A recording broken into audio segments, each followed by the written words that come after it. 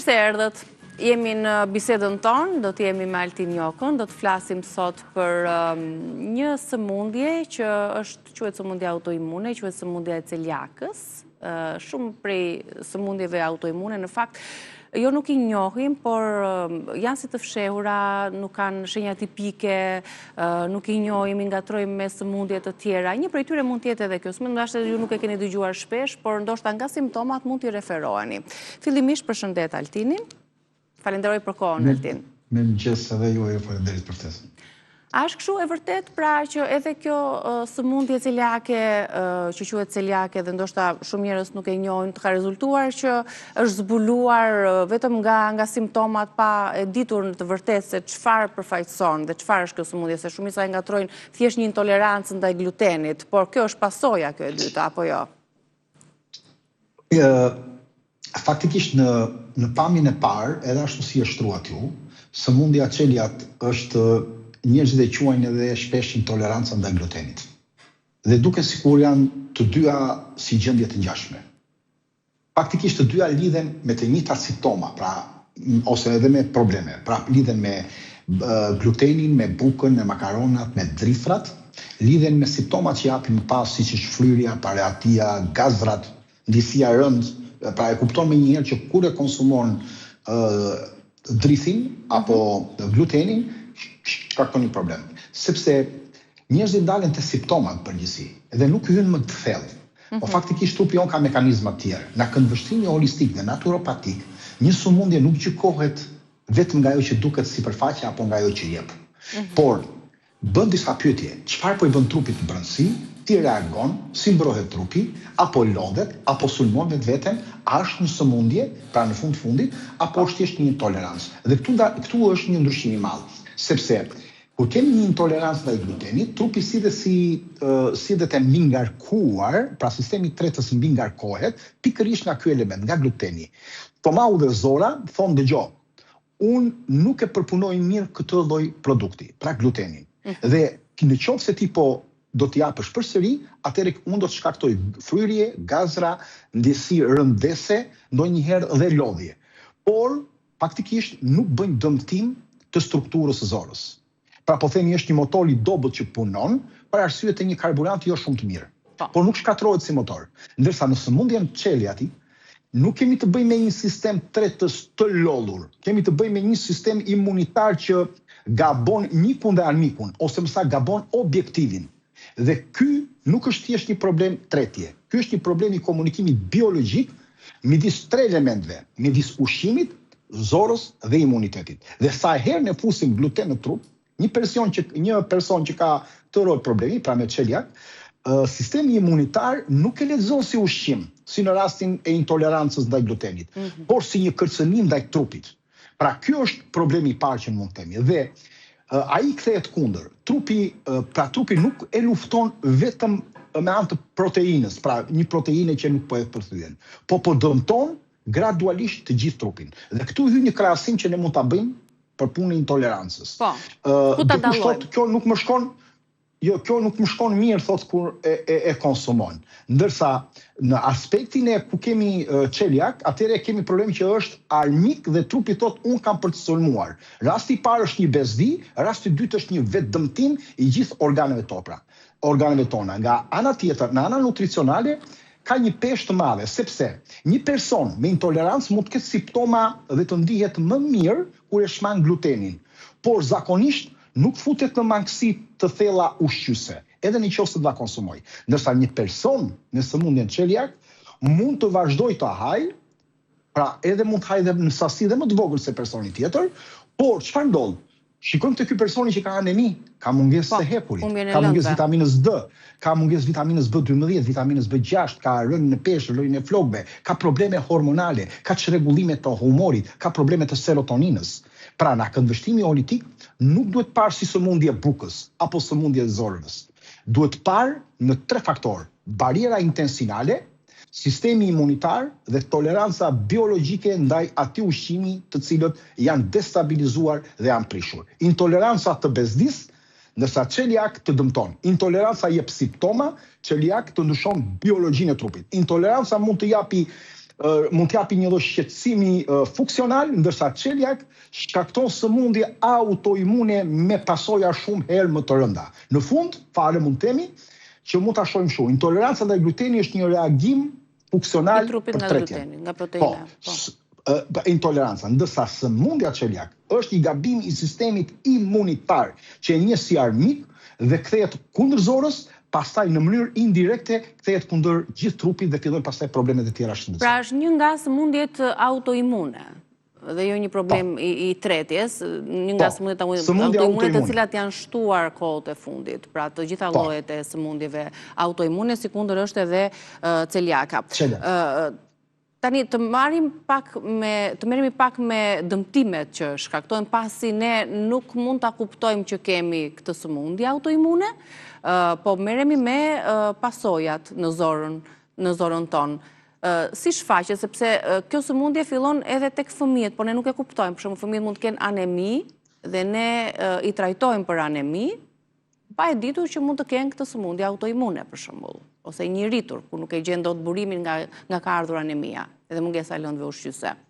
Në radhë të parë për të kuptuar çfarë shkakton një sëmundje, po edhe te celiatik, duhet të kuptojmë edhe në rast dëmtimi i zorës hollësh më i madh, ose aty fillon, duhet të kuptojmë se si është ndërtuar zora jonë. Pra si është ndërtuar zora hollë. Ajo nuk është thjesht një tub ushqimi si ne mendojmë që kalon ushqimi dhe aty mbaron puna. Është një organ shumë i ndërlikuar, është një organ shumë inteligjent, me sipërfaqe maramëndse përtithje, i mbuluar me miliona vile të ndryshëm dhe mikrovile, pra pasi gishtat e vegjël të dorës po themi që bëjnë përthithjen, pra si një degëzim pemësh, apo si një sfungjer gjigant biologjik.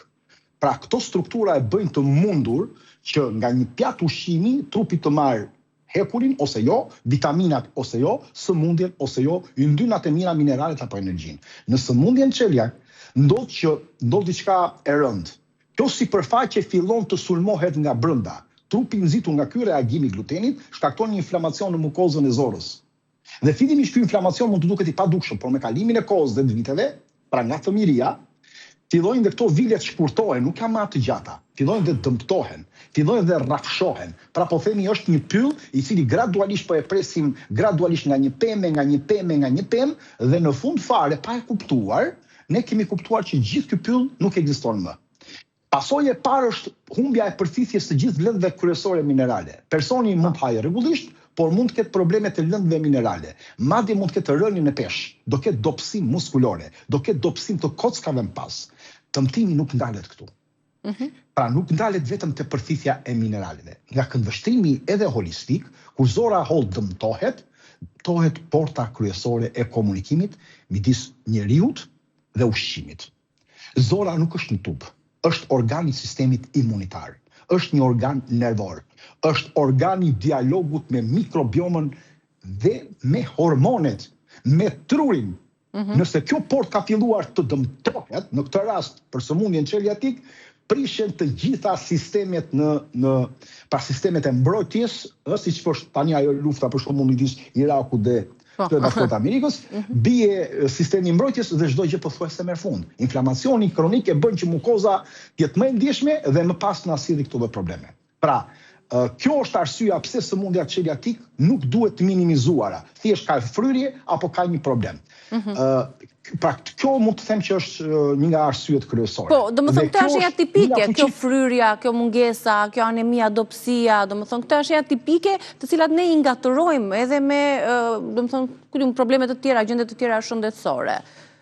Çfarë e përcakton që kemi sëmundje celiak? Çfarë analizat dhe kontrollesh duhen bërë?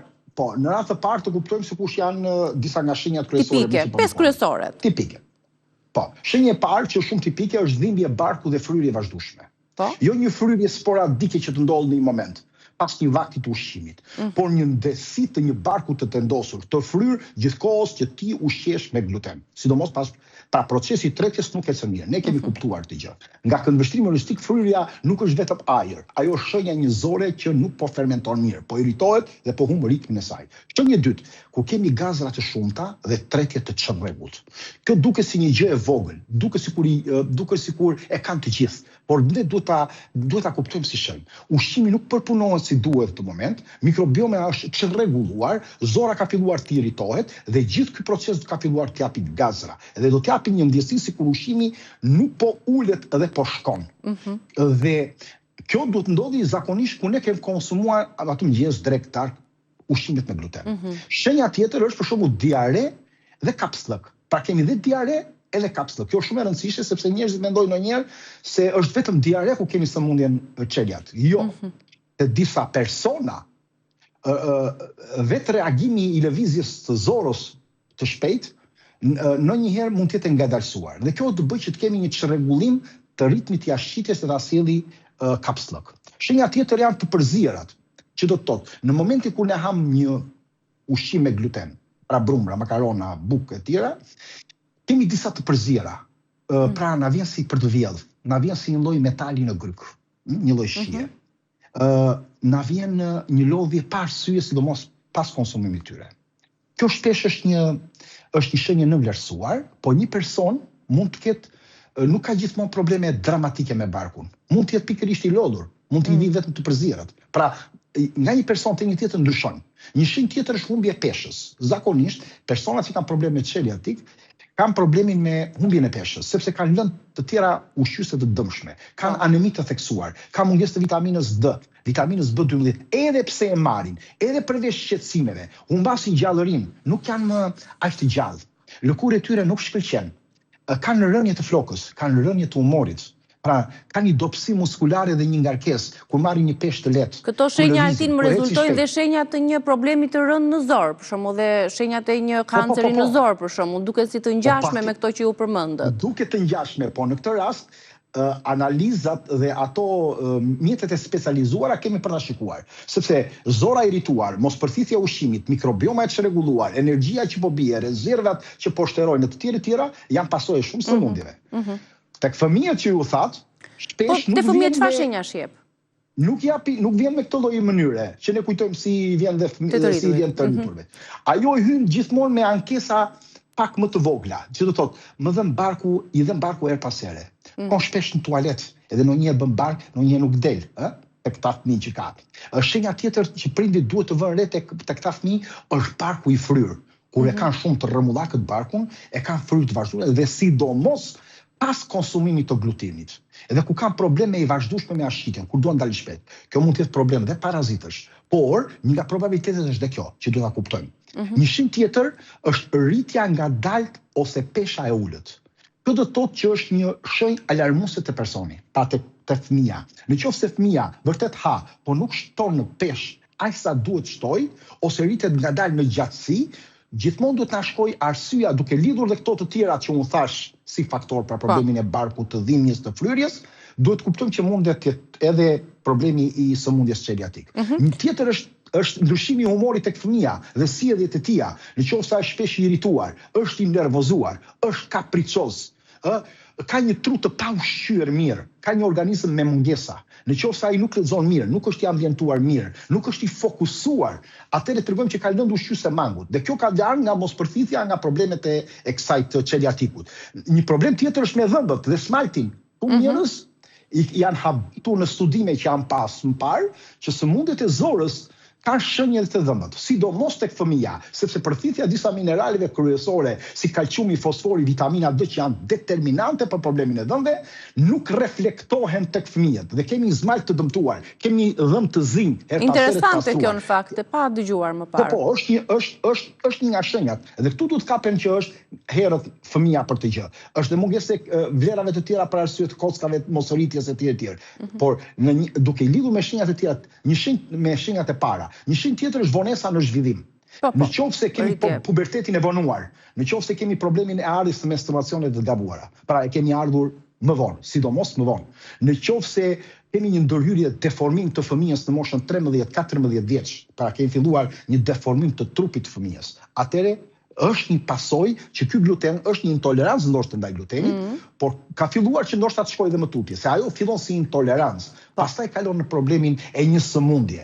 Pra mbrapa gjithë tyre proceseve që unë thash dhe shenjave, konsiderohet një element tjetër. Në këndvështrimi holistik, prindrit duhet të jenë të vëmendshëm. Po, mos neglizhojnë një simptom, po të shikojnë edhe fryrjen, edhe në qoftë se nuk rritet mirë, edhe në qoftë se është nervoz, i lodhur, problem ka zora, ka psllëkun ose jo, çfarë elemente ka energji. Pra kjo duhet ta bëjë që të ngrijë një pikë dyshimi që ne mund të kemi sëmundjen celiatik. Dhe këtu qëndron rëndësia e madhe e diagnostikimit në kohë, sepse tek fëmijët sa më herët të diagnostikohet. Po ja, si ta diagnostikojmë edhe tek të rriturit, edhe tek fëmijët, si bëhet diagnostikimi i sakt i kësaj sëmundje dhe a mjafton vetëm heqja e glutenit për të përmirësuar?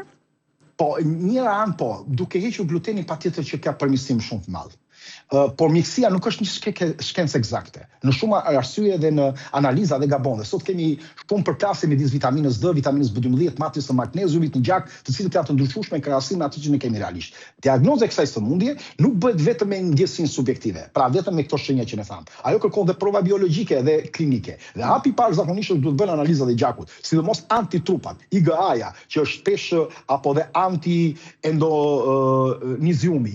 Këta janë antitrupa që tregojnë nëse sistemi imunitar po reagon ndaj glutenit në mënyrë për të kuptuar që a kemi sëmundjen celiatik apo jo. Në disa raste vlerësohet dhe niveli total i IgA-s. Pra nëse një person ka një mungesë të IgA-s, analiza klasike mos ta jep një pamje të saktë. Ndonjëherë përdoren edhe analiza të tjera plotësuese. Pra nëse dyshimi vazhdon dhe rritet nga analizat, hapi i dytë tek të rriturit dhe në shumë raste edhe në pediatri sipas disa protokolleve mund të jetë biopsi e zorës, so hold, përmes gastroskopisë. Pra kjo do na lejojë të shohim nëse vilet janë të dëmtuara, sa ti shikojmë vilet e dëmtuara, nëse kemi mukoza ka nivele të inflamacionit, nëse kemi rrafshim të tipik të celiatiku, sepse ajo jep vetë shkatrimin e një pylli që po hyn brenda, po kemi dhe teste gjenetike, se kjo është dhe gjenetike ndonjëherë që bën disa teste gjenetike ose testi mikrobiomës intestinale, pra mikrobiotës intestinale. Dhe shpesh ne i ngatrojmë dhe shenjat, dhe nuk mund të merremi vetëm me shenjat. Shenjat janë baza për shkuar në raportin biologjik dhe analizat. Pra duhet bëjmë analizat për të fillojmë dietën pa gluten, sepse kam dëgjuar shpesh që mund të kesh tjetër problem dhe ti ke filluar një dietë pa gluten, pa bërë më përpara analizat. Është gabim i madh, nuk duhet, sepse në këtë rast, në momentin që ti nuk e ngrën gluten, nuk të del dhe problematika që ke ti brenda në zor. Ti duhet ta konsumosh glutenin derisa ta nxirrësh të problem, sepse ti po e fshes sëmundjen dhe ne nuk duam që ta fshejmë sëmundjen, sepse testet që diagnostikojnë celiatikun varet nga fakti që trupi po ekspozohet ndaj glutenit. Nëse ti ke ndërprer 1, 2, 3 glutenin dhe shkon për një analizë, atëherë analizat nuk do dalin, sepse ekspozimi ndaj glutenit do dalin në analizë. Nëse gluteni është në dietë, atëherë sistemi imunitar ka për të reaguar, se analizat janë në bazë të sistemit imunitar, prodhojnë antitrupat dhe zora ka për të treguar shenjat e dëmtimit me këto analizat që unë thash. Është si të fikësh zjarrin para se të vinë zjarr fiksit. Dhe pastaj të thuash, shikoni, nuk ka flak këtu, po flak ka pasur, pa flaka është qetësuar, po kjo nuk do të thosë se nuk ka pasur zjarr. Pa flakën ti e ke qetësuar, po jo se nuk ka pasur zjarr. Atëherë ti duhet të lësh përmasën e hapjes të glutenit ta konsumosh, derisa dalin analizat dhe të jepet një diagnozë saktë. Të pari, personi nuk merr një emër të saktë në sëmundjen e vet, po e bëri të gjë, dhe së dyti mund të mos ndijë dhe seriozitetin te dieta. Pra mund të gabojë në një dietë pa përcaktuar dhe mund të bëjë dhe një gabim në të ardhmen duke ulur dhe nivelet e përthithjes disa lëndëve tjera ushqyese, duke sjellë probleme më të mëdha në këtë rast. Prandaj mund të vuash më shumë, por për ta mos e humbur shasin e një diagnoze të saktë, le të konsumohet gluteni, të shikojnë antitrupat dhe reagimi i sistemit imunitar dhe pastaj mund të bëhet heqja e ushqimeve pa gluten apo dhe elementeve tjerë. Për të cilën do flasim, por do doja para se të ndalemi tek ushqimet që përmbajnë gluten dhe aty ku gluteni është i padukshëm dhe ne duhet ta dimë, sidomos për ta persona që kanë këtë problem shëndetësor, a mund të prek kjo sëmundje përveç zorëve edhe organe të tjera?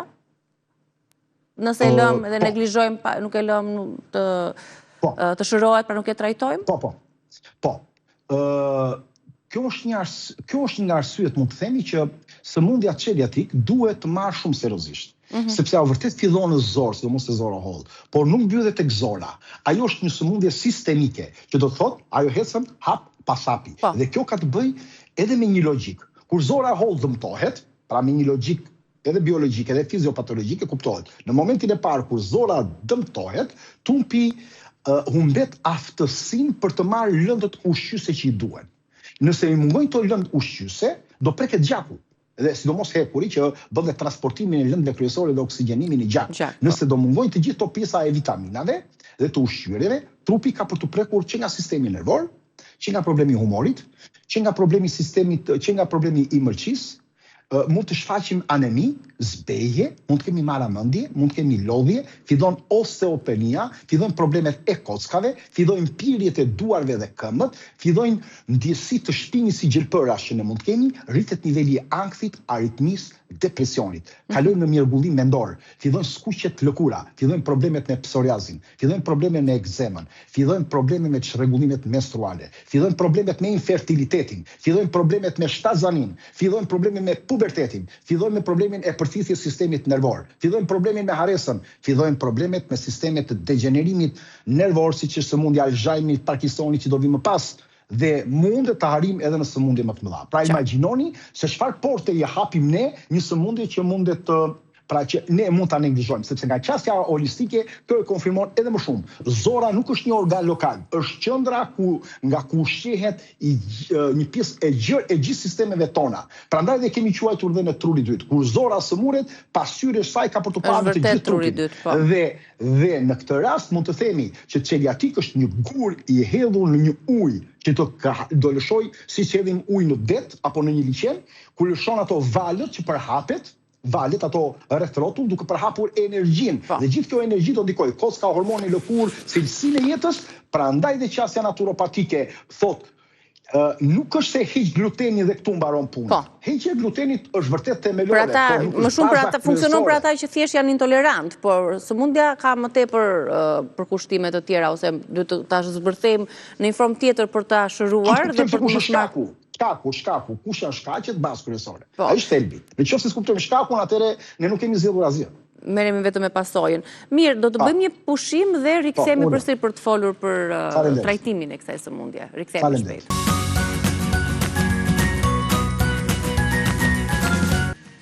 Rikthehemi në bisedën tonë me Altin Jokën, do të flasim tani për dietën pa gluten, ushqimet që nuk përmbajnë gluten, apo ku ky i fundit është i fshehur, i padukshëm, por ne e kemi në përditshmërinë tonë. Nisim me të parën, Altin. Njerëzit mendojnë se gluteni është pikërisht vetëm tek bukat, te makaronat, te picat, te brumrat. Faktikisht janë pjesa më e dukshme, ashtu siç është problemi me sheqerin, me kriprat, me aditivët, që duket sikur ne konsumim më të lartë sheqerit dhe të kripës e marrim në tavolinë. Jo, ne marrim nga disa produkte të tjera duke marrë në mënyrë të përditshme dhe permanente. Faktikisht to janë burimet më të mëdha, por problemi i vërtet fillon tek gluteni, që nuk është vetëm tek këto ushqime, sepse vetë industria ushqimore është një përbërjes i fshehur, i shpeshtë në gjithë të industri dhe i padukshëm. Dhe burimet kryesore që ne mund të themi janë gruri, thekra, elbi, pra produktet e brumit, por nga ana tjetër duhet të shikojmë që janë disa elementë që bëjnë trashjen e salcave për strukturën. Pra për të rritur strukturën dhe teksturën përdoret pikërisht mjedhi dhe jo vetëm mjedhi, po dhe nisështeja. Nisështeja është më e rrezikshme se sa mjedhi përgjithësi. Edhe se sheqeri. Po të shikojmë te mustarda, te salcat e sojës, tek kremrat e ndryshëm industrial, tek ato panat, kremrat e ndryshëm, tek kremrat prakullore, te ëmbëlsirat e përpunuara, te çokollatat që janë me mbushje, te mishi i përpunuar, sidomos sallamra, salcicet, qoftet e gatshme, ka nivele të mjedhit shumë që për të arritur edhe peshën, por është një koste shumë më e ulët.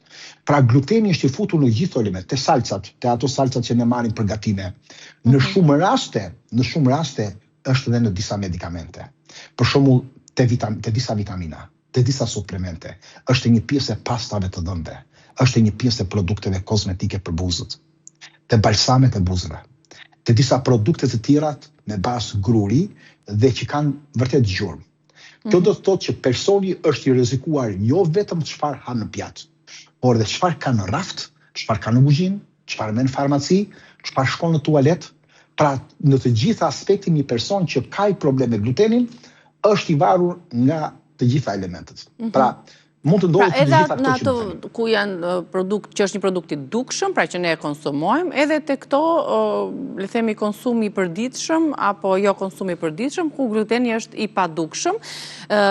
Dhe me që tham tek përbërësit e rrezikshëm, karbohidratet, siç ju thatë një shteja që është më e rrezikshme akoma se edhe vetë sheqeri, por sipas një studimi që unë lexova, ndoshta dola pak jashtë teme, një nga karbohidratet që është akoma më i rrezikshëm se këto, se sheqeri, ishte maltodekstrina, apo jo, dhe ju e keni përmendur në shkrimet tuaja, që është pikërisht ai mbushësi për të liruar kostot, që ngjendet edhe tek qumshi plur, tek qumshi për foshnjë.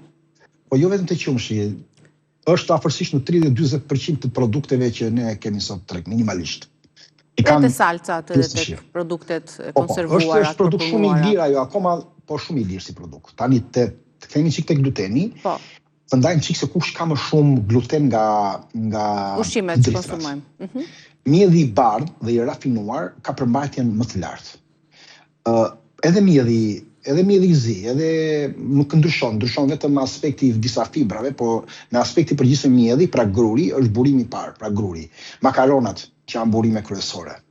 Dhe gruri janë të parat, ndërsa thekra dhe elbi përmbajnë gluten, por janë më pak elastike se gruri. Pra, nuk duhet përdorur për sëmundjen celiatik, por për problemet e intolerancës mundet të përdoret, dhe elbi, kryesisht. Elbi përdoret edhe në birë, sepse edhe në birë ne kemi njerëz të cilët vuajnë nga gluteni, prandaj ka dhe bira me gluten free. Drithat që janë më pak është tërshëra, jo se nuk ka gluten, ka dhe tërshëra pa gluten, po ka shumë pak. Pra, dhe në përgjithësi kontaminohet edhe gjatë përpunimit. Ndërsa drithat që janë pa gluten, mund të fusim orizin, quinoën, se shumë njerëz thonë nuk ha oriz sepse mos ka, në shpesh restorante pyesin se kam dëgjuar edhe Suedi, se Suedi është me rregull dhe me ligj që menut kanë të tëra alergjentët për një person dhe kanë dhe problemet e gluten alergjisë ose jo, pra problemet e glutenit. Dhe gatuhet në një vend apostafat veçantë për të. Pra është si ligj, edhe problemi i erzave apo aspekteve alergjike që ka një person. Është në çdo menu të restorantit që duhet ta sqarosh. Orizi nuk ka gluten, quinoa nuk ka gluten, pikorori, amaranthi, misri, meli janë ushqime të cilët nuk kanë gluten dhe mundet të përdoren. Nga ana tjetër, të kuptojmë se kush është shkaku kryesor më i madh ose shkaqet kryesore të sëmundjes celiatik. Një nga këta është gjenetika.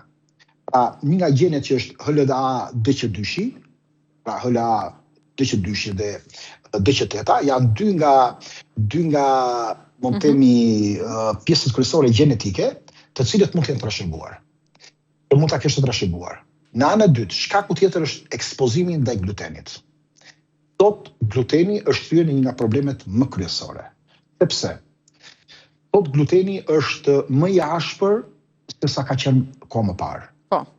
Sot për të përpunuar ky gluten ka kaluar dhe në përpunime përveç aditive, përveç pesticideve, përveç glifosfatit që është futur, përveç modifikimit të ADN-s të këtij glutenit. Pra nuk janë më ato farat e parme që donin një kohë dhe nuk kishin rendiment lart. Sa më pak të rendiment të ketë një farë apo një produkt, aq më i mirë është në cilësi, sepse ai rritet në cilësi, jo në sasi.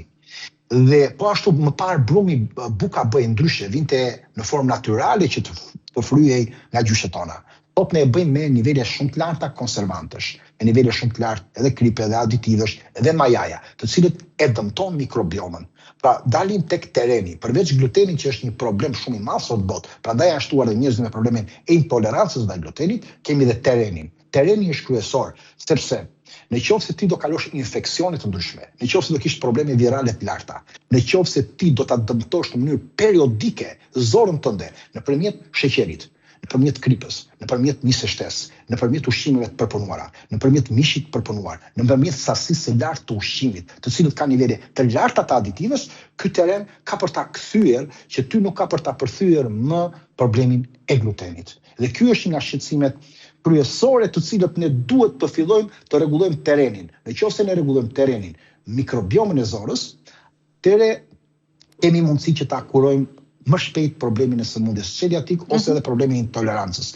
Ndonse unë rekomandoj me problematika që ka sot kruri, misri apo dhe po themi drithrat, më mirë është të shmangemi totalisht, maksimalisht këtyre ushqimeve, pra dhe bukës, maksimalisht, sa të kemi mundësi. Në qoftë se jo dhe jemi të valur, atëre sepse kjo lloj buke, ose ky lloj brumi, ose që kthehet në bukë, do ushqej dhe parazitët, do ushqej kanditën, do kthehet në nivele të larta edhe të problemet për diabetin nesër, sepse KLP1 pra rritet më shumë, niveli i rezistencës ndaj insulinës rritet më tepër kur ne konsumojmë bukë në mënyrë më të shpejtë.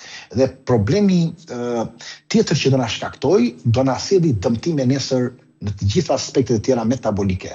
Pra konsumimi i grurit, sepse përveç tashmë ka glifosfatin, që është një kancerogjen i vërtetuar nga organizata ndërkombëtare e kancerit, por ka dhe të tjera filtrime dhe pastrime që i bëhet grurit derisa del miell dhe derisa bëhet bukë. Apo sa na duket e shishme. Sa më e shishme të jetë buka dhe sa më e lehtë të jetë, aq më problem do jetë. Buka e shishme ka probleme. Buka nuk duhet të jetë e shishme. Buka duhet të jetë e rëndë, duhet të jetë e fortë, duhet të jetë e thartë, duhet të jetë e pakët, pra një risk të ngopi sa 4 gisht dorës, në qoftë se merr sa 4 gisht dorës bukë dhe je ngopur, po. Në qoftë se ne gjejmë këto lloj drithla autokton, drithla të mirë, përpunim të mirë të drithit, atëherë ne mund të konsumojmë. Por sot në pjesën dërmuese mbi 99%, sot drithi është shumë problem dhe unë nuk i rekomandoj pothuajse askujt që të konsumojnë ushqime me drith. Pra, në qoftë se konsumojnë të paktën sa më rrallë dhe sa më pak. Po mirë, kjo puna e dietës pa gluten është bërë si trend, është bërë si mod. Pra, për njerëzit të cilët nuk janë intolerant nga i glutenit apo nuk kanë sëmundjen e celiakës, a është normale për shembull që të jetosh pa gluten? Për njerëzit e shëndetshëm. Asnjë problemi. Është më mirë madje për shëndetin, sepse nuk ke humbur në një gjë të jashtëzakonshme, gjë që nuk e merr në vend tjetër. Pra, është e vërteta. Nga njëra anë, dieta pa gluten është absolutisht e domosdoshme për personat me sëmundjen celiak.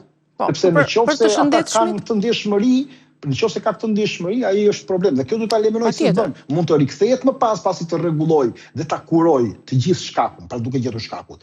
Por të një problem, të një personi i shëndetshëm, që nuk ka alergji, që nuk ka intolerancë, nuk mund të themi se ka një përfitim automatik shumë të rrallë, por mundet të jetë si shoqëruese ushqimit për të rritur disa nivele të disa karbohidrateve që mund t'i duhen ose disa mineraleve elementar. Por në këndvështrimin naturopatik dhe nutricional, problemi në kohët e moderne nuk është vetëm gluteni. Problemet janë një grup i madh gjëra, që nga ushqimi i përpunuar, mjedhi i rafinuar, sheqernat e fshehura, mungesat e fibrave, disbioza, ngrënia në niveli i lartë i stresit, antibiotikët, përdorimi pamasë i ilaçeve, ritmi i prishur jetës, gjumi, aktiviteti, moskënaqësia në jetë. Të gjitha këto përmblidhen në atë që sot po e quajnë diabetin i tipit 5. Të gjitha këto që u përmendët. Po. Do ta sqaroj në një moment të tjetër që mund të themi çfarë është diabeti tipi 5. Tani të dalim të vërtetat e dietës pa gluten. Po. Dietat pa gluten. Pra me ndjeshmëri ndaj glutenit janë shumë dakord. Ndoshta nga ana tjetër, personat që konsumojnë, pra problemet që ne konsumojmë nuk marrim nga drithrit e mirë nëse e gjejmë, ne nuk marrim vitaminën B1, B2, B3, B6, vitaminën A, E, K, marrim magnez, zink, fosfor, selen, mangan, këto të cilat forcojnë dhe kockat në një farë mënyre, mbajnë të shëndetshëm zemrën, bëjnë parandalimin e anemisë, mbështetin shëndetin e zorëve nëse janë drithra të pastra. Sot nuk i gjejmë dot, prandaj unë realisht nuk e them dikujt që duhet të konsumoj gluten dhe bukë. Unë i them sa më shumë shmanguni ose hiç fare, faktikisht. Por nëse ne i gjejmë dhe kemi mundësi që të gjejmë mira, ne mund ta konsumojmë, se edhe të parat tani kanë konsumuar dhe nuk kanë sjell probleme. Nga ana tjetër, çfarë kemi tek mitet që kemi tek dietat pa gluten? Në një dietë pa gluten gjithmonë kujtojmë se është e shëndetshme. Jo, nuk është e shëndetshme, se shumë nga këto bukrat pa gluten janë të përpunuara, janë me nivele aditivesh.